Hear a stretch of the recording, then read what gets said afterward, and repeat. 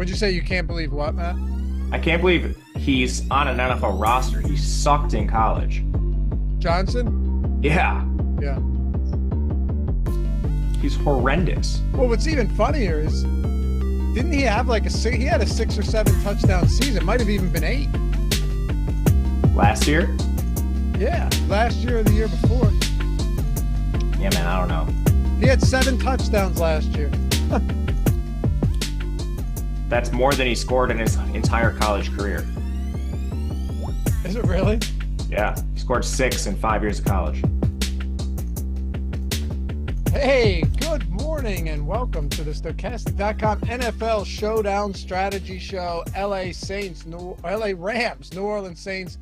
Yeah, 4-point spread, 46-point total here.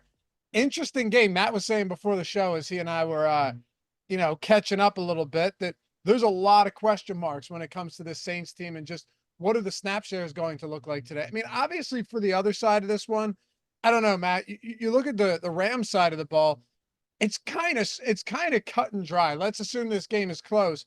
You're probably getting 90% of snaps from Kyren Williams at this point. The guy's been, as you would say, a wagon. He's been awesome. Puka, and maybe not, because maybe he plays like 80, but you get the point. He's still going to be getting the lion's share of work. Puka, Nacua, Cooper Kupp played 100% of snaps last game. Demarcus Robinson played 95% of snaps, ended up finding the end zone. The only difference here, really, because hell, Tyler Higbee was out there for 63% of snaps.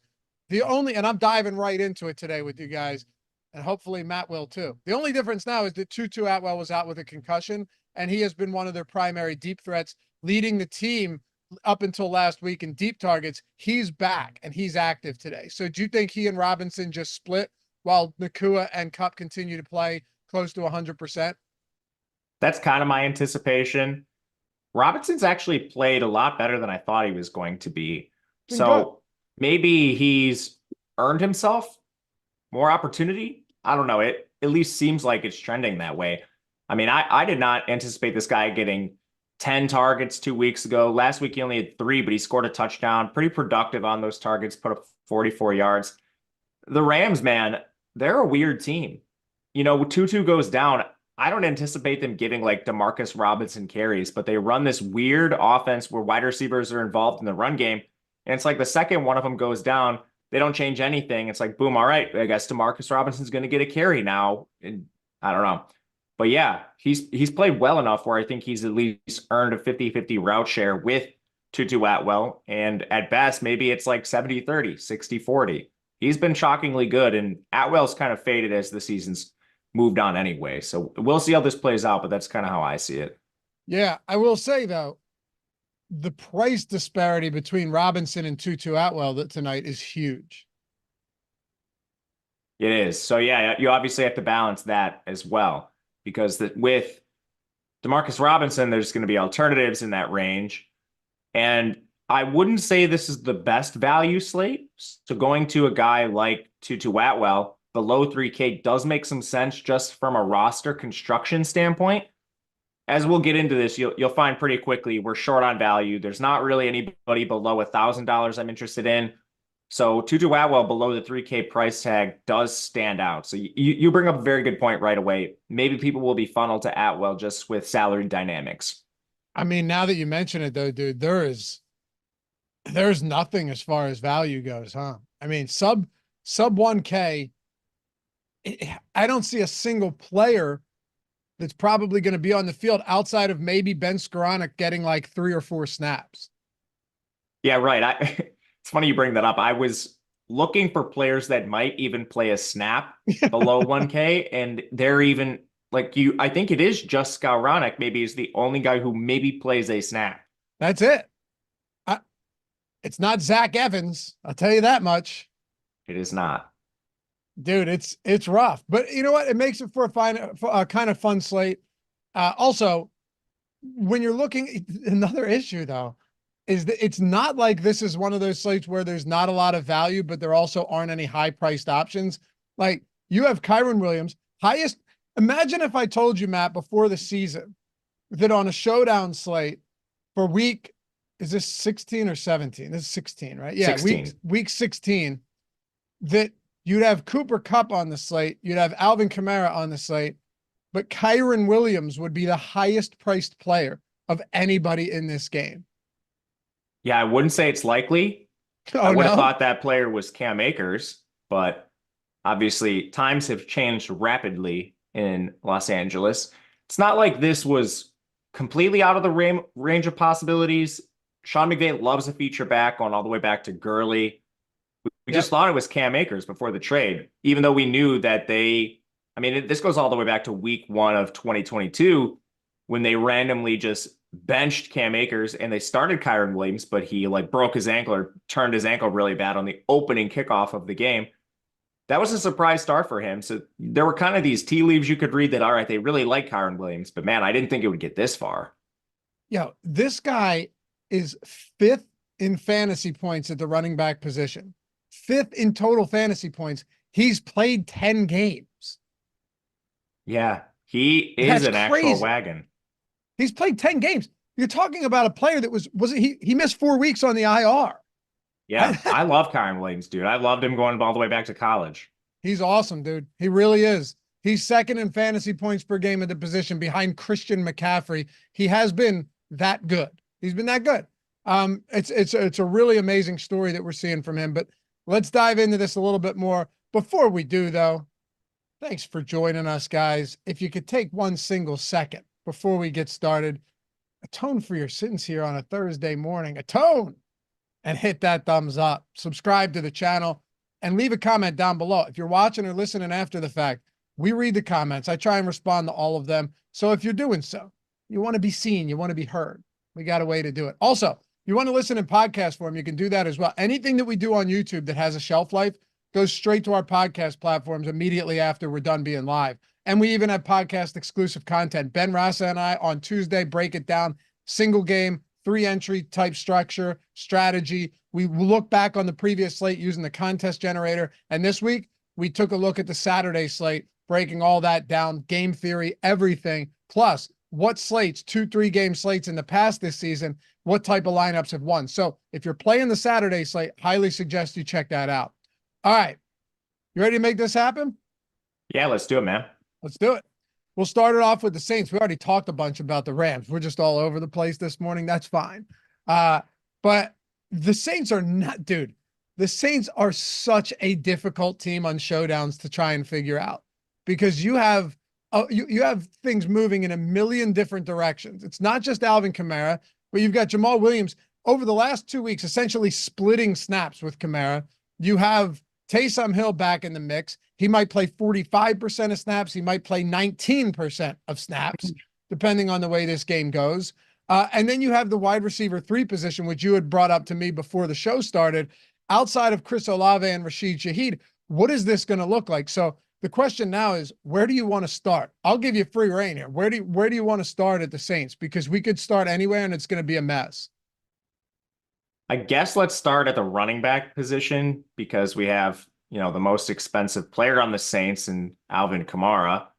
So he's tricky today. He actually is our most negatively leveraged player. And I think that's because of something you hinted at, the Jamal Williams reemergence. And it's not like Jamal Williams has played particularly well. He's been fine, but he is siphoning snaps away from Kamara. And now you had Taysom Hill back in sort of like a cameo role. It was not the full Taysom Hill role. And it's interesting because his involvement ebbs and flows on a weekly basis as well. Sometimes you run into games where he plays 40% of the snaps, to your point, or 19. So all of that cannibalizes Kamara. It cannibalizes him from a pass catching perspective, especially when Hill's on the field. Cannibalizes him in the red zone. That's a place where Hill is actually very involved, as well as Jamal Williams. So to me, he's a pretty easy fade. When I look at our tools, he's still getting some ownership. And I mean, he's 10% negatively leveraged in both the captain and the flex. So now it's not just, all right, his ceiling's being affected, but even like his base projection. I would honestly, I think, rather play Jamal Williams like just on a price adjusted basis at this point, with us being so starved for value. But how do you kind of make out the current rendition of the Saints backfield? Man, that's interesting. So Jamal Williams is 4,200 in the flex. Alvin Kamara is 10-8. So massive price disparity there. The only difference is, so here's why Alvin Kamara is appealing to me in a spot like this. When the Saints are dogs and when the Saints are playing from behind, you could see some really insane pass catching responsibilities for Alvin Kamara, right? I mean, like against Jacksonville, that was a Thursday night game, as a matter of fact. You and I broke it down. He was targeted 14 times in that game. They played from behind from the very start. Tampa Bay, they played from behind very early, lost 26-9, but Alvin Kamara was targeted 14 times. They played down to Houston. He was targeted 8 times. They played down to Detroit. He was targeted 8 times. So look, there are a couple of other spots where they played with from behind and he wasn't targeted as much, but still, I think he's live for 8 to 12 targets in a spot like this. Those type of opportunities are invaluable on a slate like this. And I could see the snap share shifting a little bit back to Alvin Kamara, because let's not forget the last 2 games they have played with a really comfortable lead. Carolina, they won 28-6. New York, they beat them 24-6. They silenced all the Tommy DeVito truthers out there. But you go back to week 13 against Detroit or week 12 against Atlanta, and Kamara played 64 and 76% of snaps, with Jamal Williams playing only 28 and 22. So if you're telling yourself a story here and you have a bit of a narrative and you think the Rams could jump out to a lead or the Saints could struggle early on, that only benefits Alvin Kamara from a PPR perspective. Yeah, absolutely. And generally our tools don't favor running backs on showdowns. It's just the way it is. But if you run the Sims tool, like we've talked about this for a while now, you'll still get Alvin Kamara lineups. Him being negatively leveraged just means maybe he doesn't show up as frequently. But good thing about our tools is they'll still give you the good lineups that have him. So it's absolutely not a case where I'm going to X out Alvin Kamara, not play him or anything. There is just some risk. He isn't a timeshare. It's a close spread. So yeah, they are projected to trail, but if it remains competitive or they're winning, he's not going to play as much. So you just have to balance that risk, find the lineups that make sense with him if you're playing him. For sure. And to your point, he is very negatively leveraged in our top single game and showdown plays tool right now.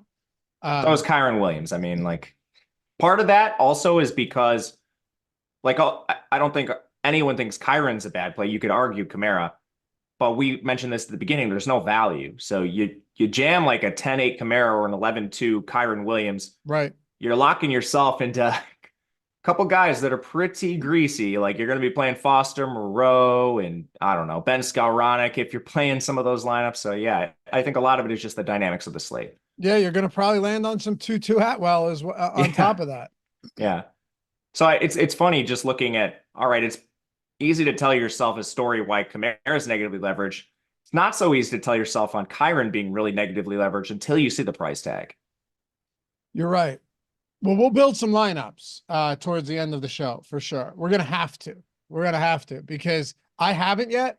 And to your point, even Rashid Shaheed's $7,000 in the flex, right? Like you're not even getting him at a mid 5K price point or anything. None of these guys. Makes it pretty difficult. It really does. Taysom Hill, 6,600. Matt, you even have, even the kickers. Like, even if you're talking about kickers here, you're still not getting cheap kickers. They're high 4K. So there aren't a lot of ways. I'm looking down now. If allow me to steer off course a little bit here. Yeah, Rams and Saints defenses are pretty cheap. The only skill players though below 4K, and Juwan Johnson at 4K, he's been terrible, are A.T. Perry, Lynn Bowden, Tutu Atwell, like Royce Freeman, who could see a few snaps and a couple totes in the backfield for the Rams. It's like nothing there. Dennis Allen maybe, or Davis Allen maybe, if you think that Davis Allen is going to get a target or two. It's hideous. I mean, but would you disagree that at this stage of the game, Foster Moreau at 2,000 is probably the best value we have? Or Jimmy Graham, if he finds the end zone, which he's done in 3 straight games on 5 total targets? I don't have arguments against any of those guys. I mean, I can't really argue for them either, but yeah. you're basically playing the lotto and rolling the dice on a couple snaps, couple targets, maybe, and then hoping one of them finds the end zone or a big play. So I do think a lot of people are going to be gambling on the Saints wide receiver 3 and the Saints tight end situation. It's probably Moreau just because he plays a ton of snaps. A lot of them are run blocking, so it's not even like the snap share means that much. But yeah, man, I don't have a strong take on this, but I do think it's probably going to decide the slate. It has to. It has to.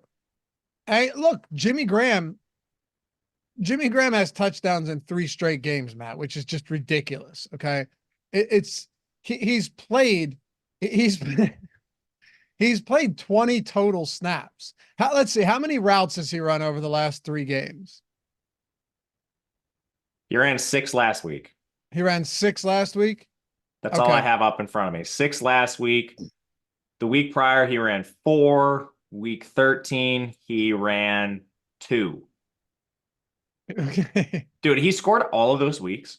Yes, he scored in all 3 of those weeks. He scored in 3 straight weeks, dude. That's what he I'm played saying. 2 snaps one of those weeks. And he scored. He didn't play the week before. No. But it's outrageous.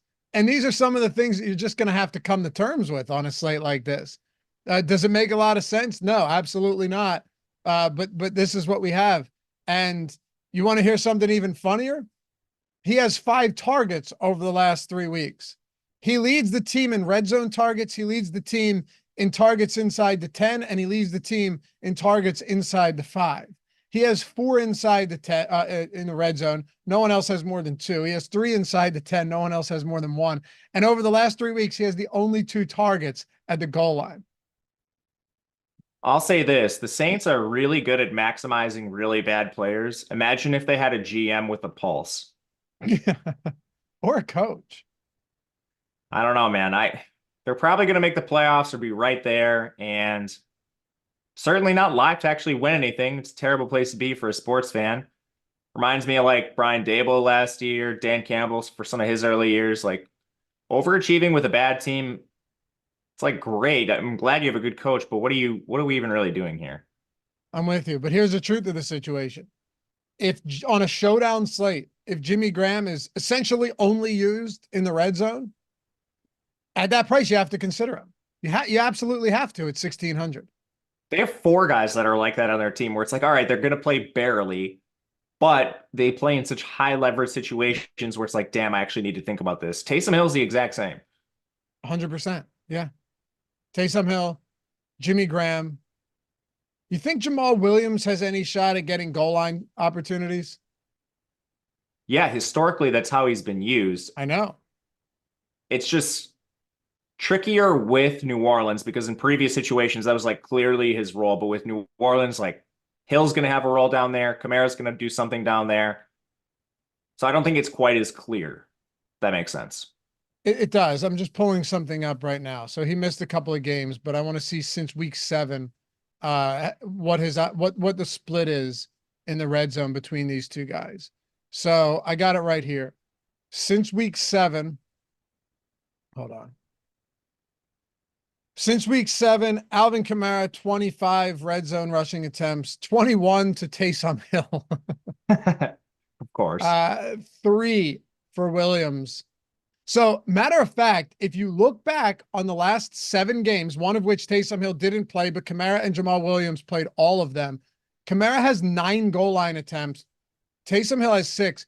Williams actually has 0. He has 1 inside the 10 to Kamara's 15. So, historically, what we've seen out of him, particularly in Detroit last year, where he had 400 touchdowns, that has not been the case in New Orleans, Matt. They're not using him at all inside the 10 or the 5.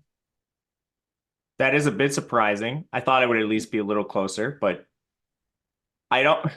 maybe it's like a breath of fresh air because I don't think he's better than those players. And I didn't think he deserved all those touchdowns last year in Detroit, being as average of a player as he is. But even that 1 or 2 red zone touches could be important on the slate because of his price.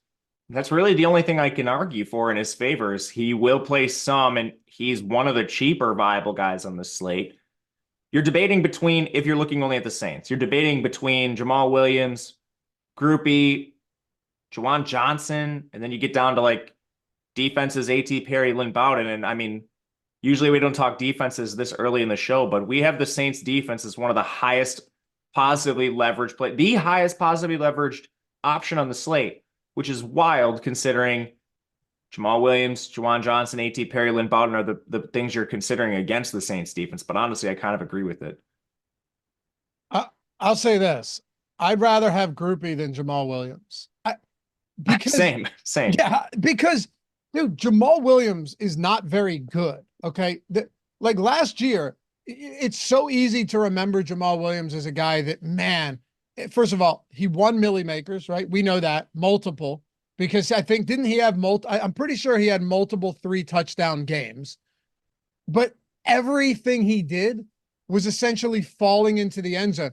I don't remember a team that had, guys like Amon-Ra St. Brown or whoever else tripped up inside the 5. Maybe the Calvin Johnson year where he had like almost 2,000 yards and 4 touchdowns or 3 touchdowns. It's always the Lions, man. Yeah, it's right. I didn't even think about that. It's the Lions. I don't remember the last time we saw something that insane. He had 1 3-touchdown game, but he had 3 games. Oh, no. Oh, that's ridiculous. All right. So he had 1, 2, 3, 4, 5, 6 multi-touchdown games last year. 6 of them. But he wasn't actually good, is the thing. He was fine. He was pedestrian, but it's not like you look, and I know he was, I get it. He was a 1,000-yard rusher, Matt, but he was like league average is what I'm saying. In between, if Jamal Williams is an in between the 20s back and not used in the red zone, the upside there is very marginal. Now, I get what you're saying. Maybe he gets one of them inside the 10 or the goal line, and in that event, he probably scores. But Alvin Kamara is actually a good goal line back, and I think people may forget that. Alvin Kamara is not, like, he's good at the goal line. Yeah, I love Alvin Kamara, and I guess kind of to put the bow on Jamal Williams, I probably spent too much time making a case for him that I don't even believe in. He's an option in this range. I'm with you. I prefer Groupie. I also prefer the Saints defense, and I would honestly rather get down to Foster Moreau and just save the salary rather than play Jamal Williams. If you want to play the Saints back and be contrarian, they both will be, and they're both negatively leveraged. I would rather just play Kamara than Jamal Williams. How are you approaching Derek Carr and the pass catchers alike? Because we know if there's one thing with Derek Carr, he's had a few decent games this year, right? The ceiling is very limited there. Like, you get a 20 fantasy point game from Derek Carr, you're ecstatic, but the ceiling's limited because Taysom Hill is involved. And there's just so many other ways. Like you said, they'll use running backs in the back. They'll do whatever they have to do. And Derek Carr is not the type of guy that you're going to allow to throw 50 times. So, and if he does, he's still Derek Carr. So how do you approach Derek Carr today at his price point, second highest price player on the Saints? And then guys like Olave, Rashid, and all of these kind of tertiary wide receivers in the 3 and 4 spots. Yeah. So tricky situation with Carr. I think he's still playing injured. The guy's just taken some absolutely monstrous hits this year. I kind of don't even know how he's still upright. But he's also been terrible, whether that's injury related or not. Derek Carr has been just downright laughably bad. The thing that works in his favor, though, is pricing. DraftKings has been aggressive decreasing his price. He's $9K, which is cheaper than like Drew Lock was on their recent showdown. So we're talking about like historically low prices for Derek Carr, and he's still an NFL quarterback that plays almost every snap. He'll come in a little bit. So we have him positively leveraged. We know the narrative on him is really bad. I think at some point there's going to be an ownership mark where I want to be looking at playing him. Right now, still, I think I would rather get to Olave, rather get to Shaheed. Shaheed, I think, is a little overpriced. But Olave, I think at 8,600 is completely fine. He'll be the alpha here, expected to play tonight.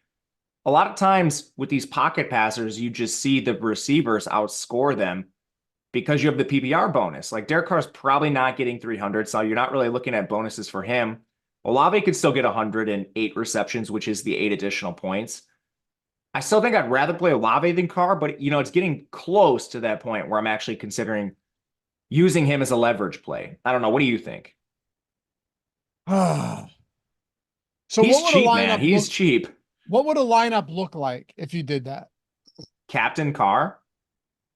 Yeah, I'm saying if you're captaining Carr, like what are we giving up to captain Derek Carr? It feels like a ton, but it might still be a good move. Yeah, I mean, you definitely do give up some. Like if All I'm right, so captaining, here's one. Here's a Carr captain. real quick, Matt. Like if I'm captaining Kyren or Kamara or Kupp, I'm like, yeah, I could give some shit up. That's all right. If I'm captaining Derek Carr, I'm like, oh, I got to give up Kyren or Kamara or Kupp, So it makes it tough. But okay, yeah, let's hear it. Go ahead. So you can do a Derek Carr to Olave stack, Carr's captain. You have Kyren Williams, Cooper Kupp. You can do Nacua if you want to pivot. Saints D, Foster Moreau. So that's like what a lineup might look like. Oh, that's not bad at all. But if you do a pivot, let's say we'll use an expensive captain. Let's say you want to captain Kyren, use Carr in the flex. You lose about $800. So that like 2v2 moves you off of Olave down to Shaheed. It moves you off of Saints defense down to another punt. So the point I'm trying to make here is I think it is a concession that might be worthwhile in certain fields. Like if you're playing a larger field stuff, you want to use some Carr captain. Your overall lineup looks a little better. You do get like a groupie instead of a punt or an Olave instead of a Shaheed. So it is a meaningful difference in salary is the point I'm trying to make. You're absolutely right. Do you have anything else on the Saints? Because I want to take a slightly different approach on this show with you as we get over to the Rams. I'm gonna throw everybody a curveball, but I think it's gonna help a lot and probably be better than the way we've been doing it just for today's show. So anything else on the Saints?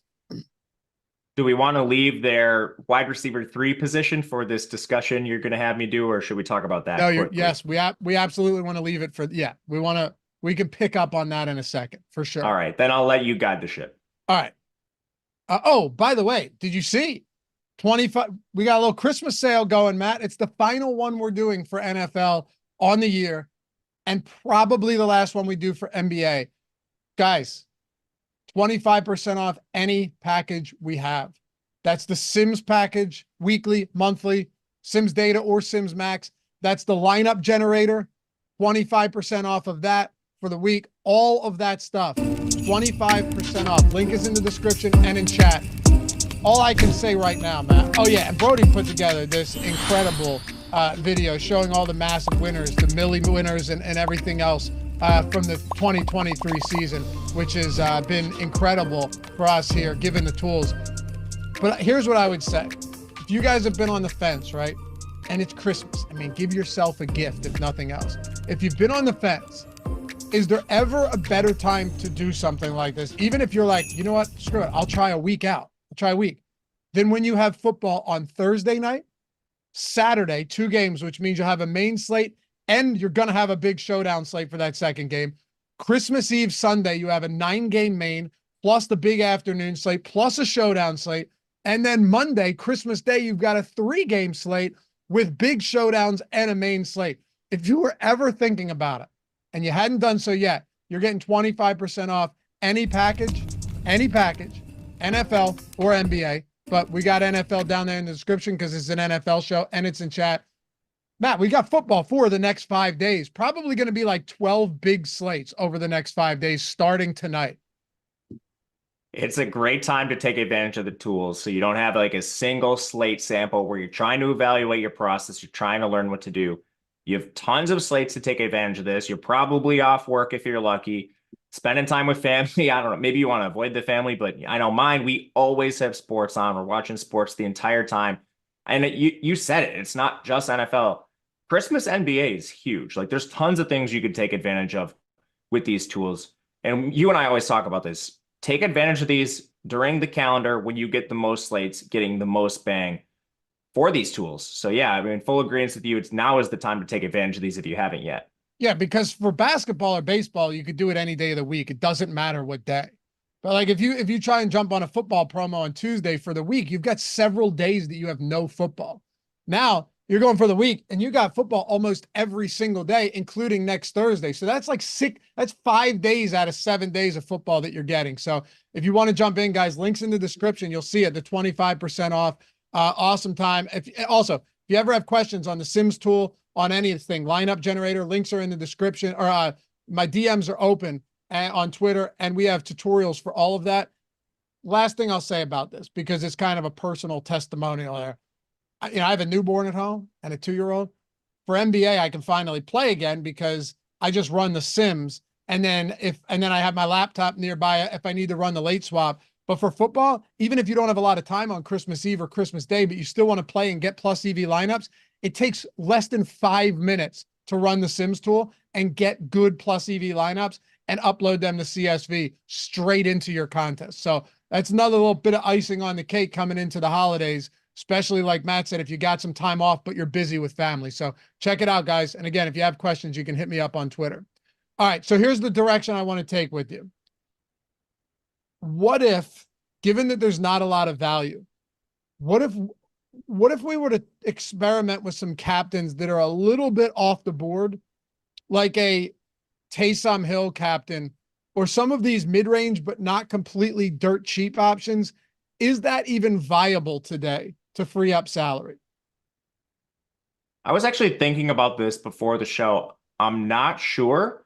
I was kind of trying to just peruse our tools and see some of these guys in the mid-range that might be positively leveraged in the captain. A couple names that are, like Saints defense, both kickers are positively leveraged in the captain, and you know how I feel about that. I have this like phobia of captaining kickers just because of their limited upside. We've seen it work on occasion, but like Jawan Johnson is positively leveraged in the captain. So to sum up the point you're making, I do think it's viable. Okay, so let's go through this for a second. Like I said, I think possibly leveraging captain. Sorry. No, go for it. No, I'm just saying more guys possibly leveraging captain in this mid-range. Let's start at, what do you think we could consider the mid-range? Like start at Shaheed maybe? Yeah, he's possibly leveraging the captain, wildly enough. I think he should be. I mean, look, you're not getting a super discounted price point on him, but also Rashid Shaheed's the type of guy that, number one, they didn't really need to use him all that frequently last time out. They murdered Atlanta and the Giants. They faced 2 really bad football teams. I mean, look, they've essentially only beat bad football teams this year. Their wins have come against Tennessee, Carolina, New England. They did beat Indy, but Indy's not great. Chicago, Atlanta, and the New York Giants. Those are their wins. And it could end up being a game where Shaheed sees more opportunities. Let's talk about this, though. Let's go from like 4K up to 7K. Who's viable there? Because to me, I see Shaheed, and I'm not even looking at the tools. So you tell me which one of these guys have positive leverage in our tools. By the way, all of our tools, not just the Sims, included in 25% off. Ownership, player projections, the premium Discord, top stacks tool, literally everything for NFL. But the Sims and lineup generator there as well. I see Shaheed, Taysom Hill. Like, is Higbee positively leveraged at that price? It seems expensive for to captain him. So Taysom Hill is not positively leveraged. Shaheed is. Higbee's positively leveraged in captain, not flex. Okay. What about Robinson? Robinson is not positively leveraged. So, but that is because he's going to split time with, and he, you know what, it's funny, he's actually positively leveraging captain, but not in the flex. So realistically, who are the options you're willing to consider at captain there to free a lot of salary up? I mean, at this point, almost all of them, except for Taysom Hill, because, so for reference, our tools are great. They have a top play percentage. You can look and see Cooper Kupp has a 25% chance of being the top scorer on this slate, but his captain optimal is only 12%. Why is that? Salary dynamics. You play Cooper Kupp, you're locking yourself into like Marquez Callaway or some really dusty other player on your roster. Whereas if you go down and you play like a Shaheed at captain or DeMarcus Robinson, now you're getting an extra stud in the flex. So yeah, even though DeMarcus Robinson, he's sub 1% to be the #1 overall scorer on the board, he still has a higher or a positively leveraged score in the captain slot. So I don't know. I might just, playing multiple lineups, of course, might just try to be diversified across these middling plays because they're all risky in their own right. But it's more the construction I think you're trying to access than the individual players in this range, if that makes sense.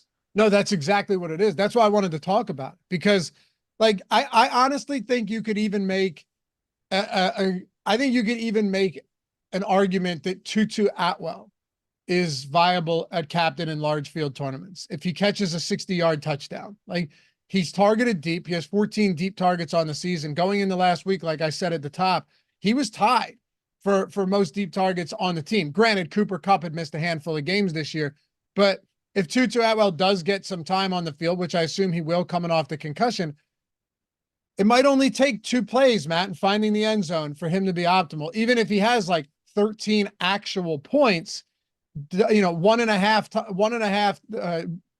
times those points at the captain spot, and then it gets you one other great player, as opposed to, like you said, a Marquez Callaway or a Jawan Johnson. Even that it's possible that could play.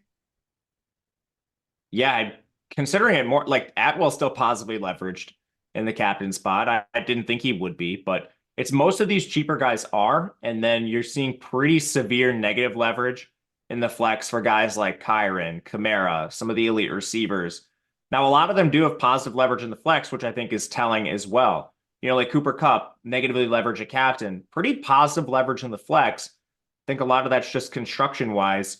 It's easier to get Kupp in the flex. If you captain a middling priced player, you do get extra guys like Kupp in your lineup. So it makes a big difference. Deciding who, I think, is the next task and the toughest one of the day. Do you like Puka Nacua today at his price point? Yeah, I do. I view him essentially like 50-50 with Cooper Kupp on who's going to have the big game. Their opportunity metrics projecting forward, I would put them like dead even. Both 100% of routes.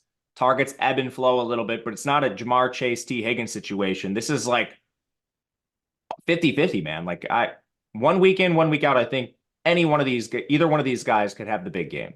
I hear you. Or both. That's hard to do today, but both of them could easily have a big game too.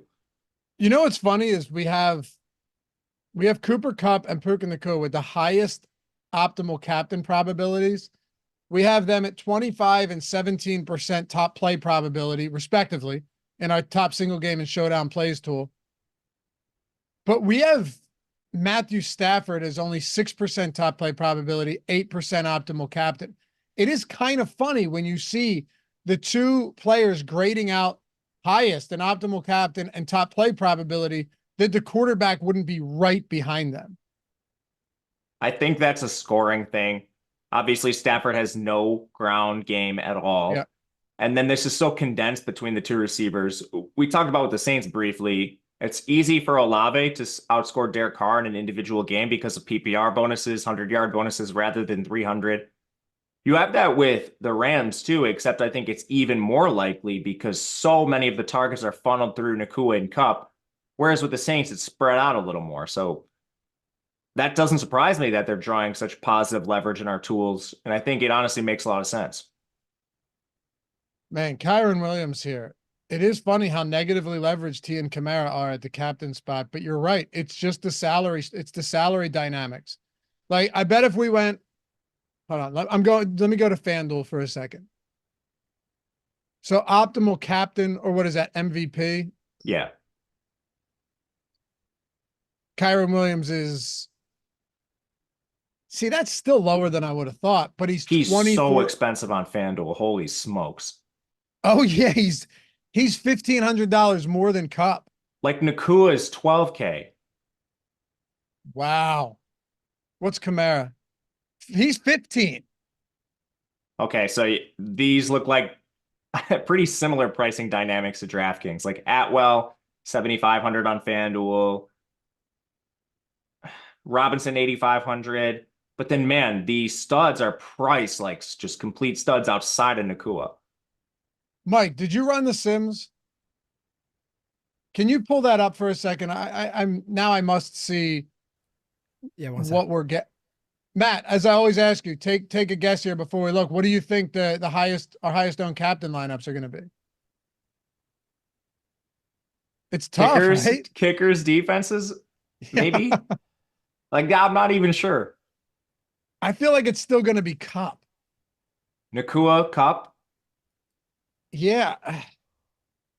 Carr, you might be right. Like, Carr ends up being the leverage. Carr is cheap, respectively.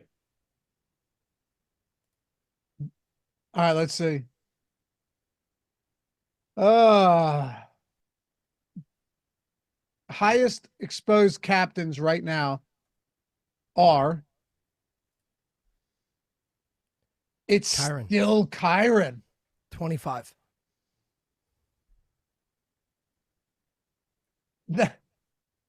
It's still Kyren Williams and Cooper Kupp and Chris Olave and Puka Nacua, Matt. What size field did we build? I didn't see Mike. 10,000 and 25 up top. Okay, so mid-size field. Yeah, I mean that makes sense to me.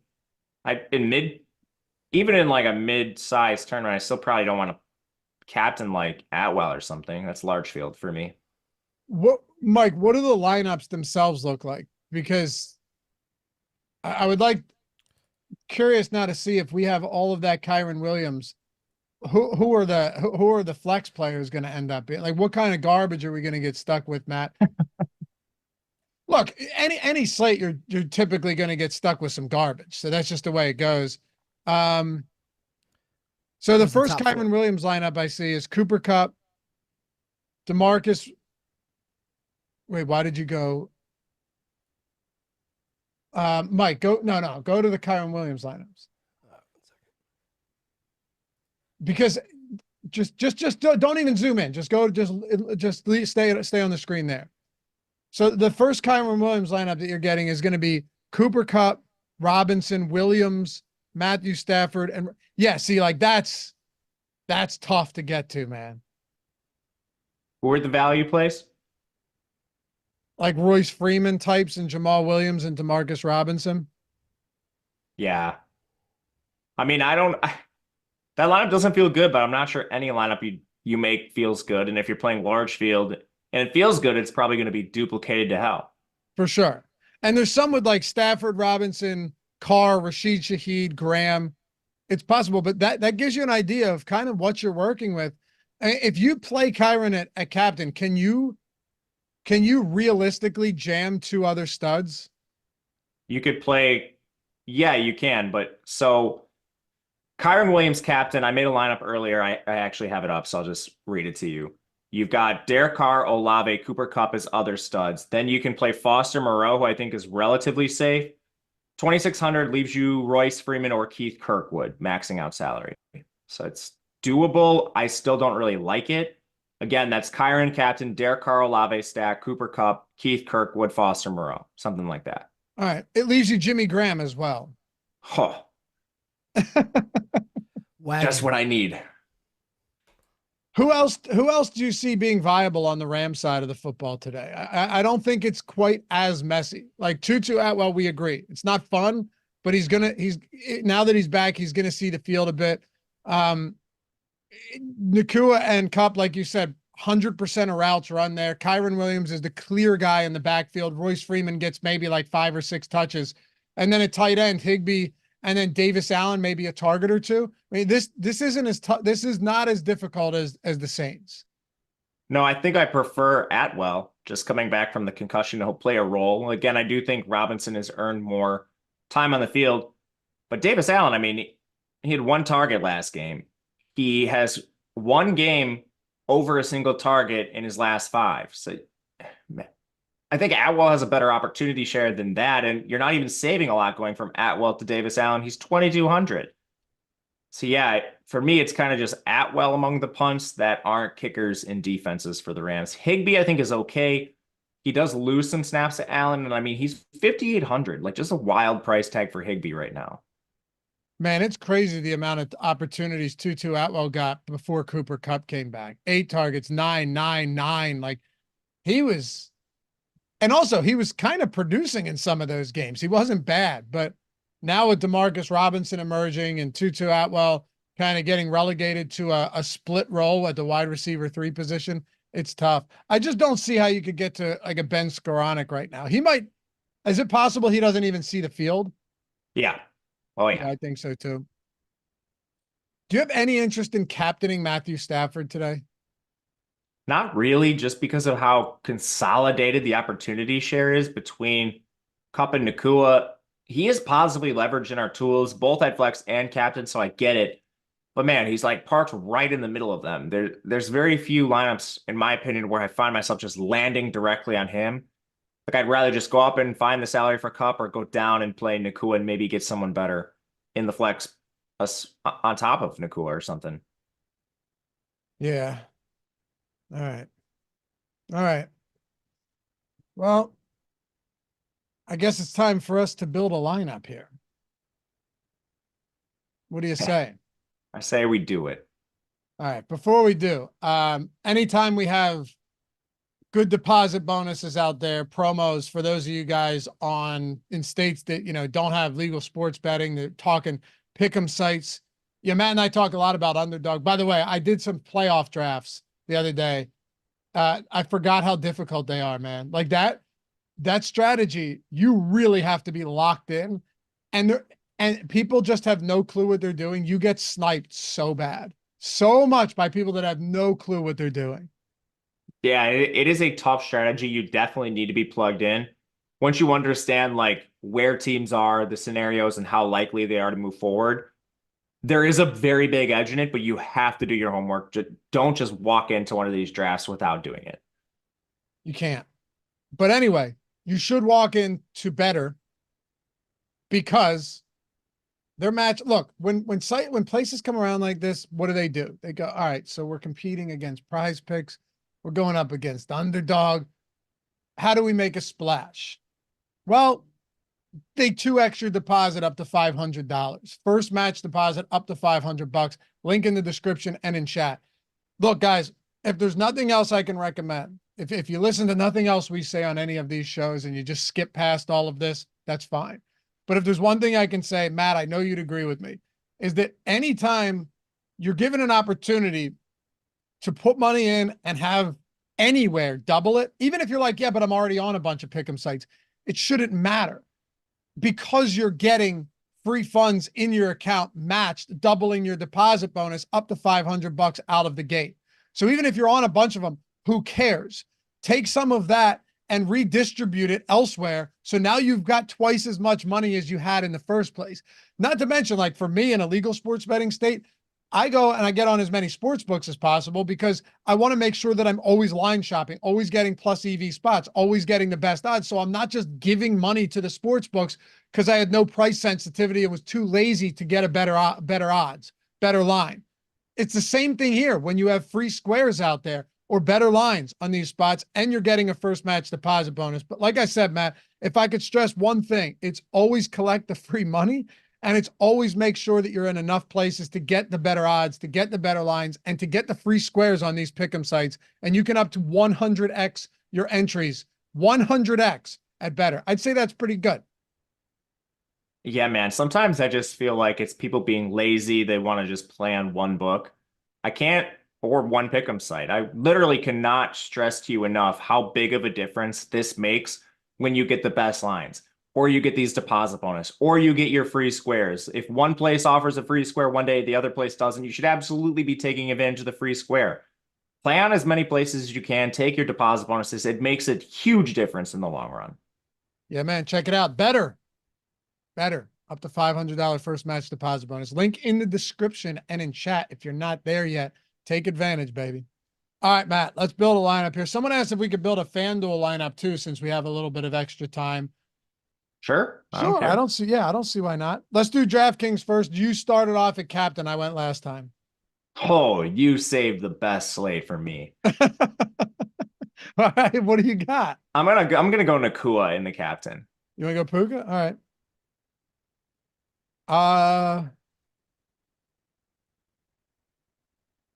I feel like I just want to make your life a little bit easier. And I'm gonna go because I'm in the giving spirit this holiday season.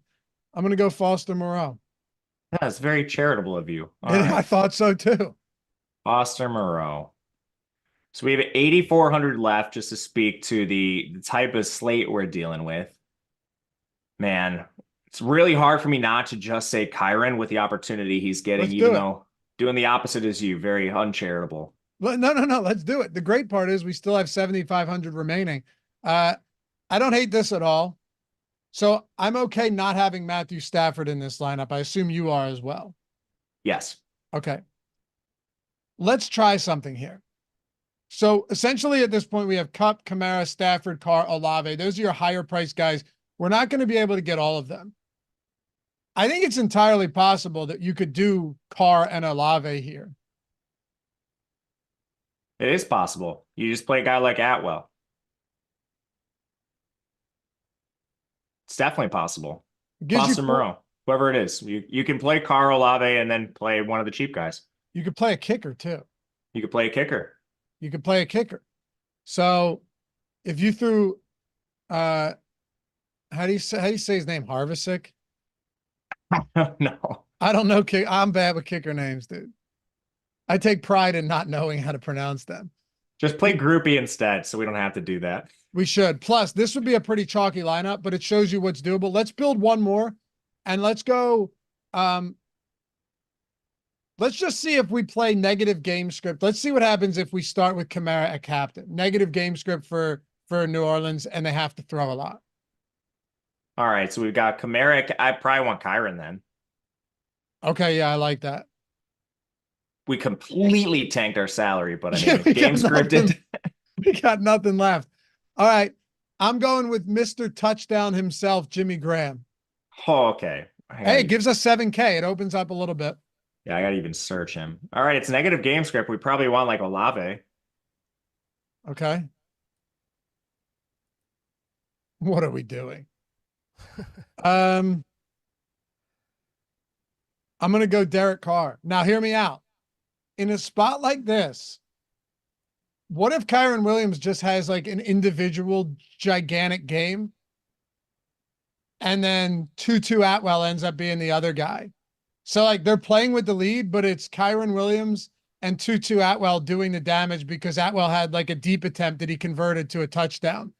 And then you have Kamara, Kyren, Jimmy Graham, Olave, Derek Carr with Tutu Atwell. Yeah, I like this lineup. If you're really scared of Jimmy Graham, you could also go right to Foster Moreau. You weave the salary for that. Oh, right. So yeah, I mean, I'm fine with this lineup. You're right. If you pivot to Foster Moreau, that's actually not a bad looking lineup. And I feel like a lot of people are not going to be building with an unbalanced New Orleans 4-2 stack either. Probably not. I mean, it feels uncomfortable, but that's the thing. If your lineup feels comfortable, it's going to be duplicated. I don't hate that at all, as a matter of fact. You still get Kamara, Kyren, Olave, and Carr. Completely fine with this. So you're just fading two big wide receivers for the Rams. That's what it comes down to. All right, let's build a FanDuel lineup. All right, I'm ready. You can captain the first guy on this one because I just went first. All right, and man, it's just so much different doing FanDuel where like you're not 1.5 Xing the salary in the captain spot. When you go into this, does your strategy change dramatically? Not dramatically, no. Like, but I'm saying, are you willing to play? Like, what's the lowest you're willing to play a captain if you're trying to get leverage? That's what I mean. Because on DraftKings, you could actually make an argument for Tutu Atwell. Shaheed? Yeah, you're probably right. My favorite captain's Nacua. On FanDuel? Yeah, just the balance of opportunity and price. Yeah, that price is really good. For me, it's Nacua or Olave, I think, at those price points. Yeah, I like Olave too. Let's plug Olave in a captain and see what happens. All right. I'm going to put Nacua in just right after that. All right. So now we have 11.8 per player remaining. I'm going Kyren. He's expensive. Let's see if we can even do this. We can do it. There 2275. So if you throw Tutu in, it gives you a lot left actually. You're right. Foster Moreau's 5,500 as well. Oh, never mind. Let's do him. Yeah, that's going to open up a lot. Now we have 14,000, Matt. So that gets you to like a Derek Carr, which makes sense because we have Olave at MVP. Derek Carr is going to be the only guy there, which I would assume this would be a popular lineup, but it gives you an idea of what you could build. Derek Carr maxes it out. Yeah, I like this. Sweet. Hey, by the way, NBA strategy show coming up next. Don't go anywhere. Make sure to check that out right here on the Stochastic channel. And Christmas promo, last one we're doing for NFL. It's over after this. Nothing for the playoffs, nothing for 17, week 18, nothing. 25% off any package. Link in the description and in the chat. 4 days of football in the next 5 days. And the Sims tool is going to make your life way easier. Even if you just want the lineup generator, get in at a cheaper price, 25% off, and Betr $500 first match deposit bonus. I want your final thoughts on this slate before we turn it over to the NBA fellas. It's wide open because salary is so restrictive tonight. So guys like Kyren, Kamara, they're going to be tough in the captain, but you can still do it. Just because they're tough doesn't mean you can't build positive EV lineups, or Sims will tell you that. But you can do weird things. A lot of the mid-price guys are possibly leveraged in captain. So I would just be cognizant of your ownership if you are playing some chalky guys. I think you might see more duplication tonight, and it might not take that much off the board at like a captain spot to gain leverage because of that. So yeah, it's going to be a fun slate. All right. Spencer Smith had one question. Ben and I on the Tuesday First Look show, we did like Christmas movie rankings, right, by tier. And somebody in the chat was like, imagine if Matt was on this show, he would have no clue at all. So I'm going to ask you now, before we go, what is your favorite Christmas movie? So I have to have one. I've seen Elf. I've seen The Polar Express. I actually watched one, got roped into it. I can't remember the name of it. I guess It has to be Elf because I think I've only seen 3. Are you kidding me? Not since I was like a kid in their cartoons or whatever, and I can't remember. I've seen Home Alone a long time ago. Oh. But like you don't remember really much of anything. No. Matt, you would like Bad Santa. I don't watch Christmas movies, man. Bad Santa's good. Christmas Story. All right. Well, Spencer Smith, I assume that is exactly what you expected to hear. Follow Matt at Matt_Gajewski. Look, he may not be a cinephile. He may not love movies, but that's not what you're here for. The man knows sports. The man knows DFS from NFL to college and everything in between. So follow him at Matt_Gajewski on Twitter. Follow me at Loughran_D, LOUGHY_D. And as I said, guys, my DMs are always open. Happy to answer any questions you have. Thanks to Mike for producing NBA Strategy coming up right now. We'll see you back here for the next one. Peace.